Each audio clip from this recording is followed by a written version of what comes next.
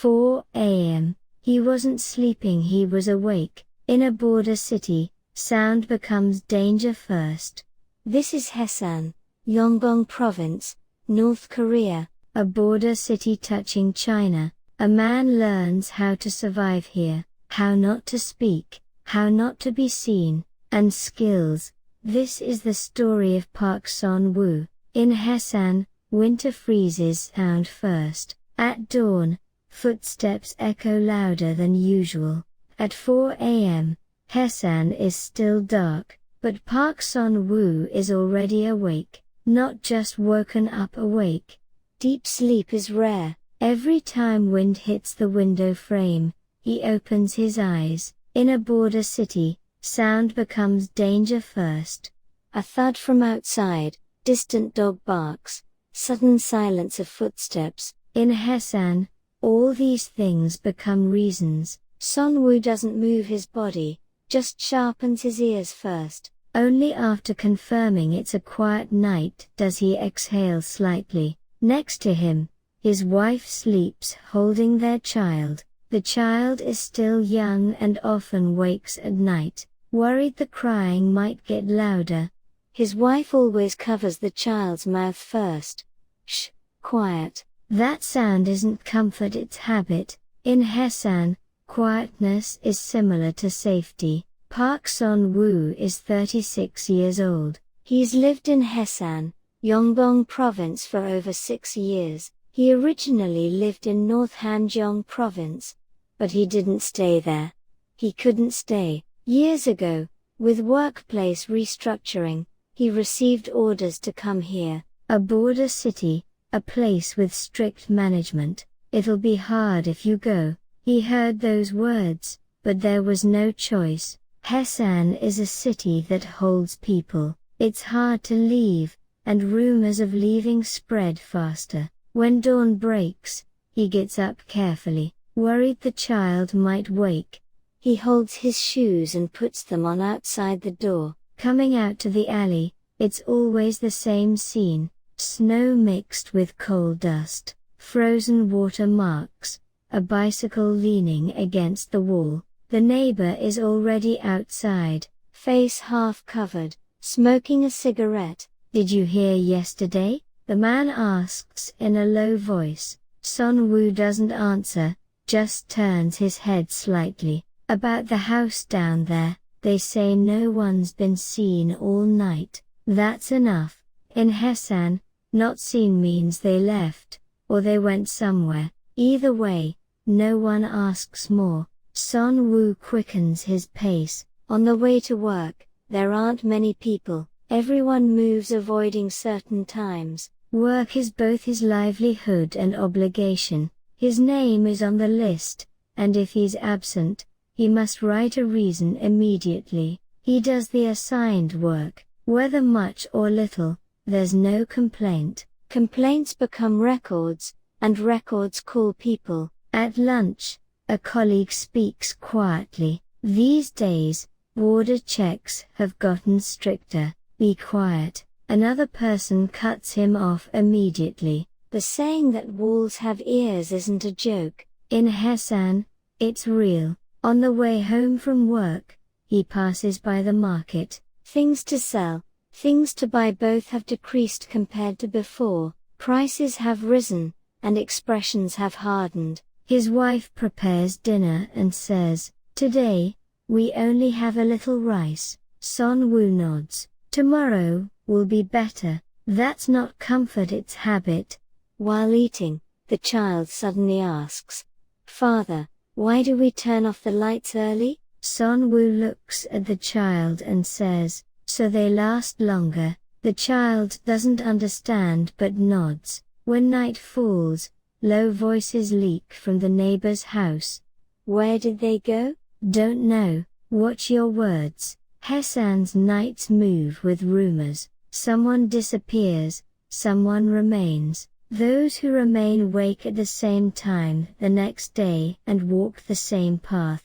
Park Seon-woo is the same. He hasn't left yet. He's never spoken about leaving, but lately, he often thinks, Surviving in this city isn't simply enduring. Hyesan is still cold, and nights are long, and within it, his days are getting tighter and tighter. In Hyesan, money moves silently. Talk of earning big comes with problems first. Only those who earn quietly remain. Park Seon-woo realized this one evening on his way home from work. It was because of an old car stopped at the market entrance. The engine hood was open, people gathered around, and the driver stood frozen, just smoking. "Stopped again?" someone asked, and the driver replied with annoyance, "It always happens here." The car was a used one from China, not an uncommon sight in Hyesan. The problem was most of these cars were old. Seon-woo watched the scene from a step away. After a while, a man approached with a toolbox, no sign, work clothes covered in oil stains. He silently looked at the engine and said briefly, "Try starting it." After a few movements, the car made a rough sound and moved again. Small gasps escaped from the surroundings. "They say anything he touches comes back to life." Someone said that. Those words kept echoing in Seon-woo's ears. On the way home, he met a neighbor in the alley. That neighbor's face had changed recently. He looked less anxious than before. "How are things lately?" When Seon-woo asked, the neighbor looked around and said quietly, "Learning repair work a bit, it's opening up some breathing room." He didn't need to ask more. In Hyesan, opening up a bit meant survival. That night, Seon-woo sat facing his wife for dinner. Side dishes were simple, and the child had already fallen asleep. His wife spoke first. "The market side was noisy again today. Cars must have stopped again." When Seon-woo said this, his wife hesitated then spoke. "These days, they say those who fix things are doing best." The words were careful. Without naming names, both were picturing the same scene. That day, Seon-woo calculated for the first time what he received from work, allocations, mobilizations, and what remained. The numbers were always the same, and what remained kept shrinking. Meanwhile, people with repair skills quietly bought rice. The next day on his way to work, he saw that repairman again. This time it was a motorcycle. While fixing the broken motorcycle, the man said, "These days, there's more of these than cars." Seon-woo didn't let those words pass. A few days later, he gathered courage and spoke. "Could I learn?" The man looked at Seon-woo for a while. "Your hands are rough, you've done work. I've done all the work assigned." At those words, the man smiled briefly. "Then that works." After that day, Seon-woo's days became longer. During the day he did assigned work, and when the sun set, he touched tools. His hands got oil on them and absorbed the smell. His wife silently heated water for him to wash his hands. The child asked why father's hands had become so black. "Because I'm learning work," Seon-woo answered like that. Hyesan's nights were still cold, and rumors didn't stop. Someone else disappeared, and talk spread that checks had become more frequent. But Seon-woo was feeling it. For the first time, the sense that there was a path he could earn with his own hands. Skills were silent and left no records. Instead, they showed results immediately. The sound of a fixed engine, moving wheels, and some cash in hand. To Seon-woo, that wasn't simply money. In this city, within this situation, it was room to breathe a little longer. He hasn't changed much yet. He's still in Hyesan, still part of the organization. But now he knows, enduring and surviving are different things, and that difference was quietly revealing itself in the name of skills. Hyesan's nights swallow words. Hyesan's nights aren't quiet. It's not that there's no sound, everyone has learned not to make sound. When the sun sets, People speak in lower voices and turn off lights faster. At alley entrances, someone is always smoking, but the flame is hidden inside palms. Park Seon-woo lately can't sleep when night comes. Inside the house is colder, briquettes are always insufficient, and rations are silent. Every evening, his wife counts numbers: rice, corn flour, remaining market money. When Seon-woo is fixing shoes in a corner of the room, his wife tosses out words. These days they say people are being called in a lot from that side.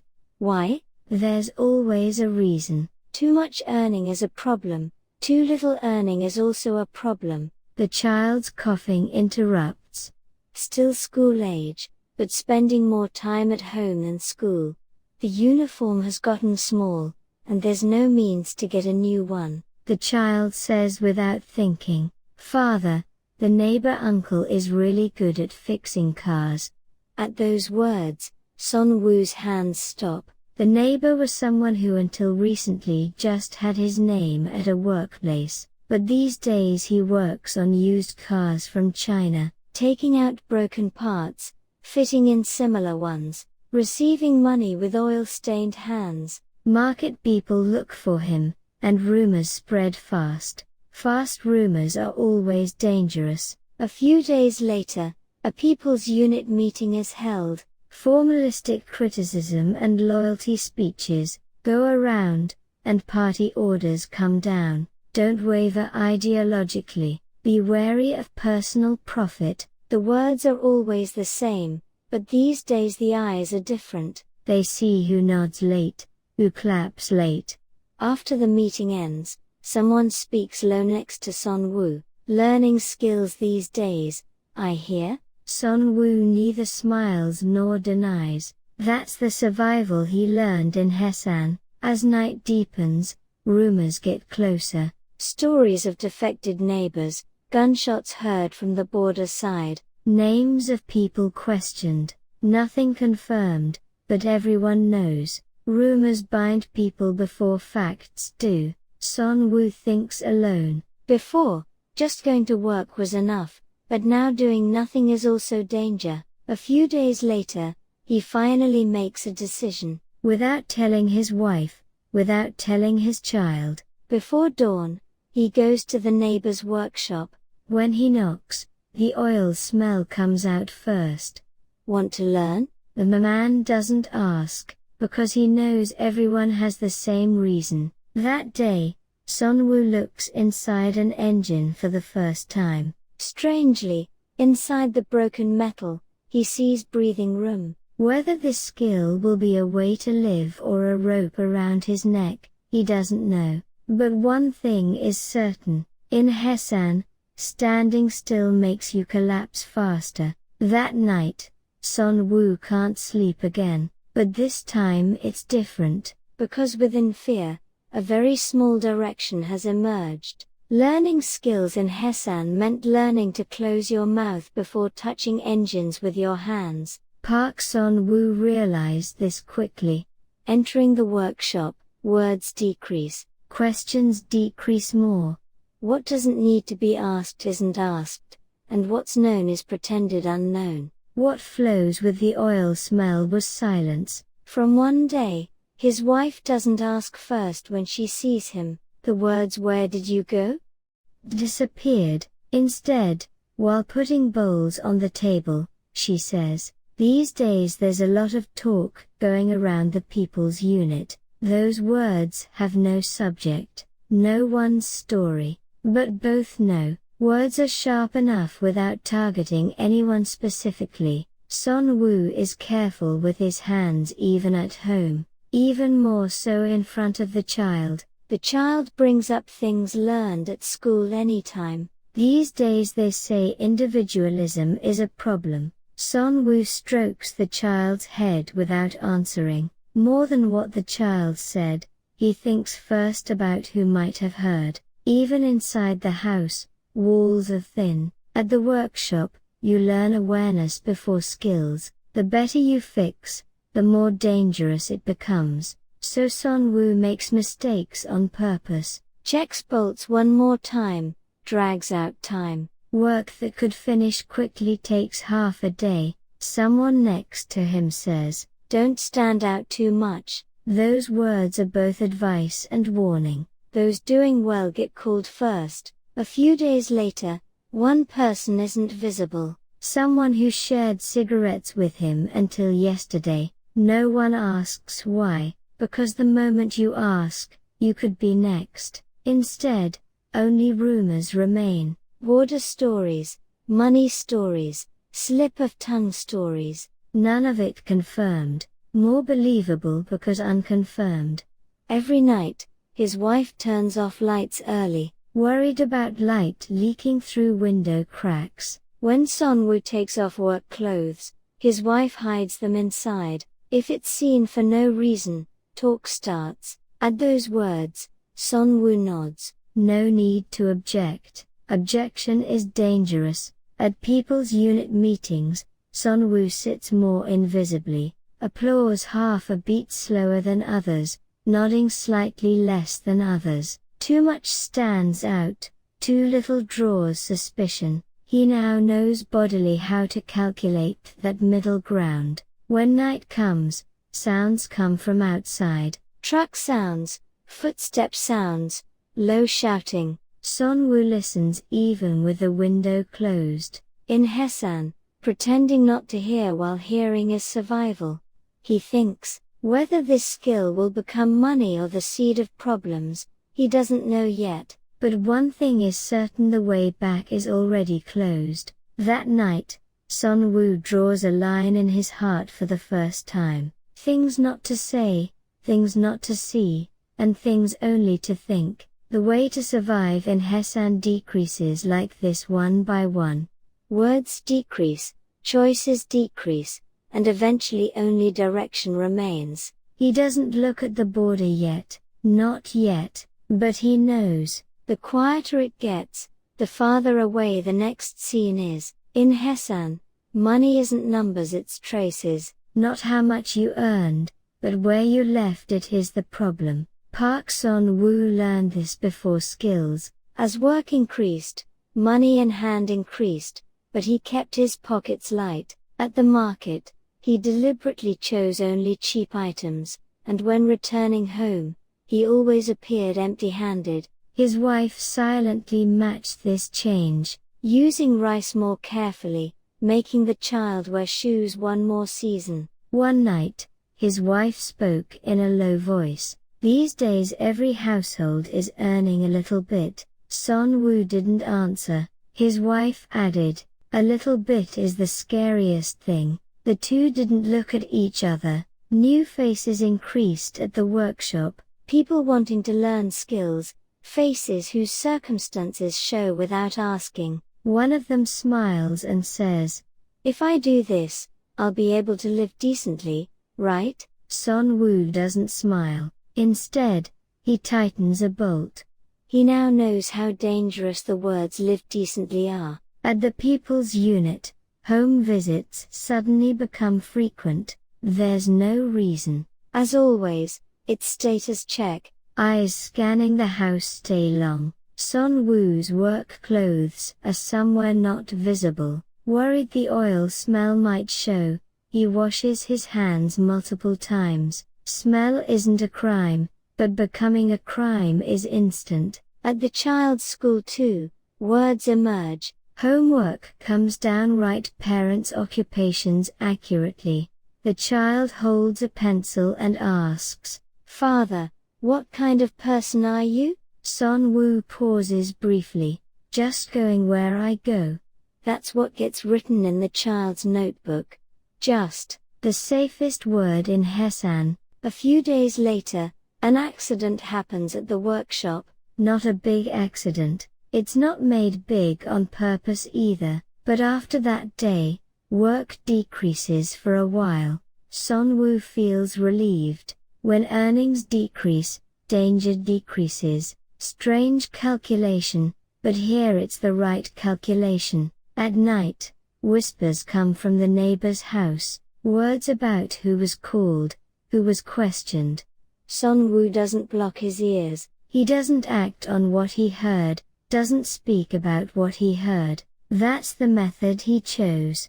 One day his wife asks, "How long can we do this?" Instead of answering, Seon-woo looks outside. Wind blows from the Amnok River side. The river isn't visible, but he knows the direction. He doesn't think about it yet. Not yet. That night, Seon-woo doesn't count money. Instead, he counts traces. Words not left, hands not revealed, gazes avoided. In Hyesan, he earned a bit more and hid that much more. The sense of being alive has faded, but the certainty of surviving becomes clear, and that clarity makes the next choice more difficult. As winter deepened, Hyesan's air became heavier.